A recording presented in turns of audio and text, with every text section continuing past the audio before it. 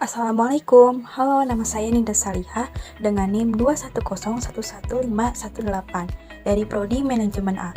Di sini saya akan menjelaskan mengenai lingkungan bisnis. Materi pertama, apa itu pengertian lingkungan bisnis dan menurut para ahli?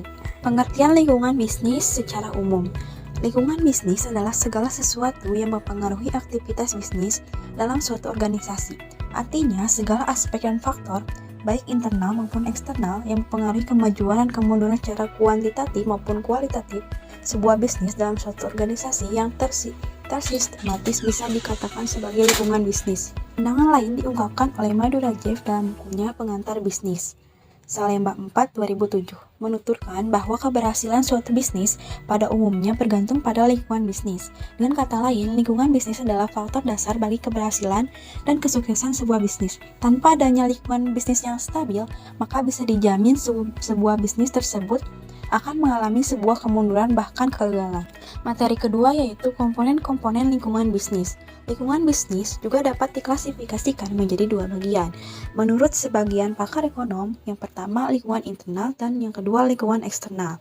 Lingkungan internal dipengaruhi oleh faktor-faktor yang meliputi yang pertama man atau tenaga kerja. Manusia di sini bukan hanya sebagai tenaga kerja, melainkan berperan juga sebagai konsumen dari produk perusahaan. Pada masalah sekarang harus diusahakan agar tenaga kerja ini betul-betul menjadi teman atau pasangan bagi perusahaan untuk mencapai tujuan perusahaan.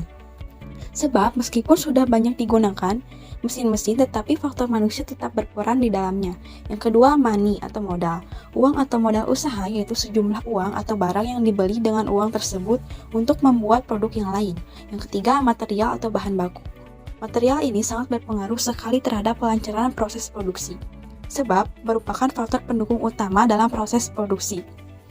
Termasuk di sini adalah bahan baku, bahan pembantu, tanah untuk proses produksi, serta bahan lain sebagai penunjang proses produksi.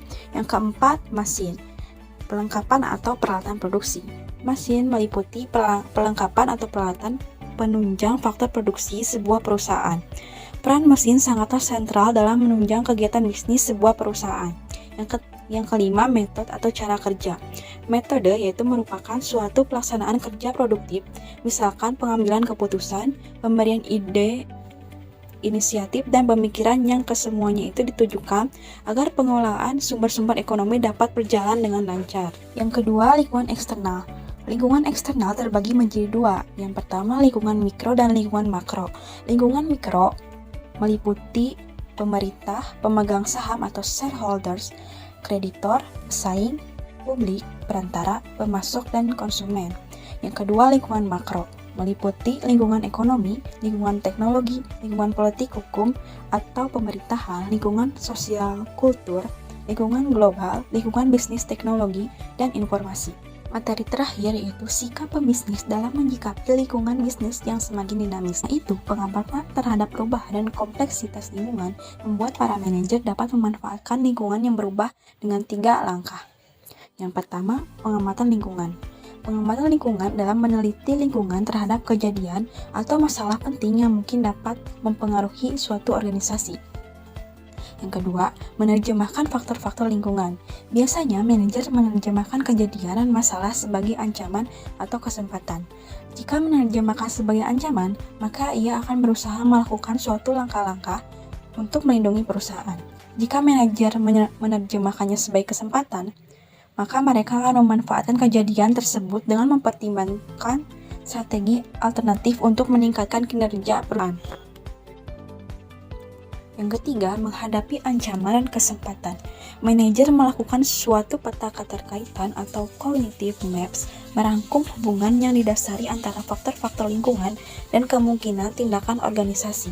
Dari berbekal informasi yang dirangkum tersebut, maka manajer dapat mengambil tindakan untuk mengurangi dampak dari ancaman dan menggunakan kesempatan untuk meningkatkan keuntungan. Sekian penjelasan dari saya.